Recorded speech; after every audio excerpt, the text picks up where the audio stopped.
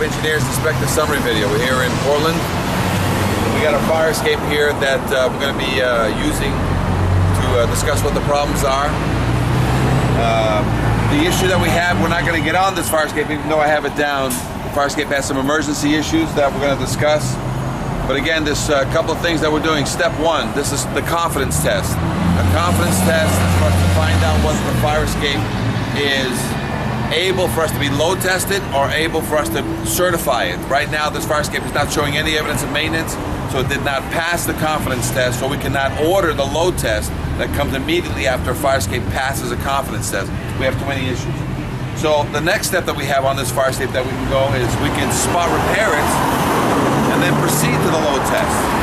Then we need to generate a report for the city official and the planning department to okay the plan so that we can do the repair.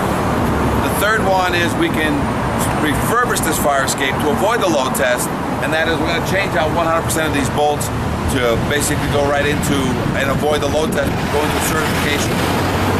So the three codes: the authority having jurisdiction shall accept by load test or other evidence of strength. Can't load test, and there is no other evidence of strength. The fire code, depending on the condition, a load test may be ordered. She's in bad condition and she has some emergencies that we need to talk about.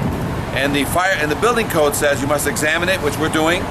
You must either certify it or load test it. We can't do either one today. So let's talk about the problems that we have. First of all, this fire escape hasn't seen paint. So we have, it's older than 1978, presumed to have lead. So underneath this has lead-based primers. So you must be a licensed renovator to scrape and paint this fire escape and collect all the chips accordingly. That's the first thing. No welding on this fire escape and no power-assisted grinding or any flame on this fire escape because the EPA does not allow. Let's take a look at this. All this is indication that we have original hardware, original rivets, and we have rust in the connections. So we have plenty of rusted connections here. We have this chain here that used to hold this thing up, which you can't have. You can have a release arm, but you can't have chains on it. Underneath here we got rust in all the connections, and we got rust above. When you look down, all the rust is in there. So every one of these riveted connections has been compromised, and you can see the rust, that water's been getting in there. So we can't load test this until we refurbish these treads. So 100% of these treads must be cleaned, removed, rebolted, and then sealed from the weather. Let's talk about what's holding up the cantilever. That's an emergency. Come over here, and if you look straight up, you'll see that we have some treads ready to fall that you can actually see right through the tread. Let me just see. I think it's the top, this number 2 tread on the left side. You can see the sun shining right through it, and if you look on the other side, you can see that the tread is ready to fall. So we got a tread that's ready to give way here. The cantilever does not touch the ground. The sidewalk has either been modified, but the cantilever currently does not touch the ground, so that needs to be changed. Okay? Let's talk about what holds the pivot arm.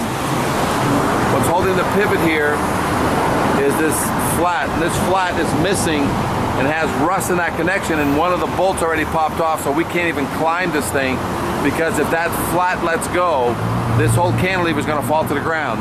So that's another emergency. So aside from treads, we have a cantilever that's ready to fall because it's already lost one of its bolts up there. Do you get a picture of that? Got it. Okay. Now let's talk about the platform itself. We can't get on this platform because we have 3/4 of the supports have holes in it. So the right one has a big hole in it, and that there's no guarantee, it's not cemented back into the building. The next one has cement missing. The next one has all the cement missing plus bricks, the third one over here. You see it? Can you get a shot? I got it here. And also the fourth one is missing all its cement. Okay, so right now we can't even step on that platform because it can pull right out of the building, simply because the cement is missing on 3/4 of the fire escape. Okay, from up here we can see the supports themselves have original hardware. On the platforms, it's all original hardware. It's all 50 to 75-year-old square bolts and rivets. So what that means is that you have two options. We can change, do what's called a spot repair, step inside so you don't get hit by these cars. You can do a spot repair on this fire escape and then proceed to a load test. A report must be generated identifying which of these bolts are going to be done and which of these bolts are going to stay. You leave behind any square bolts or any rivets that are in good to excellent condition. A load test must be done to guarantee the fire escape. If you change all these bolts, change all these rivets, clean all the connections, seal them, there is no load test. And in the connections going into the building, because they're wide open, we can choose to repack them and verify them that way, or put in new through bolts with a backing plate on the inside, keeping the original, but creating a brand new through bolt and plate, or about 5 to 6 inches away from the original connection after we repack it, we can put a new epoxy bolt into the masonry block wall. That will satisfy the official, and then we don't have to load test this because we refurbished it in lieu of a load test.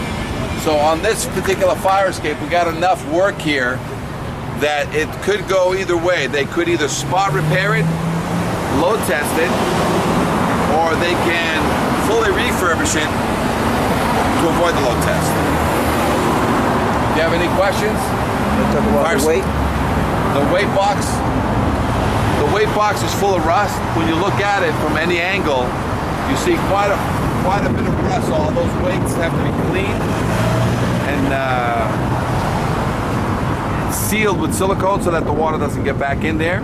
And with this chain, when we put this back up, with this chain, to stop people from breaking into the building, we're going to create and design a release arm so that when you release it from up above, and only from above, it drops 2 to 3 feet per second, hits the ground, and stays down. Only from above can you release it, so now nobody from down below can pull it down, because the release arm will lock it up in place about 10 feet up in the air. And even if you hang on it, you can't pull it down. So that's going to be what's going to stop people from breaking in, and you can't use these chains because it only came down halfway when we brought this down. So any questions, fire escape engineers, inspect the summary video. This is Cisco Meneses, 866-649-0333.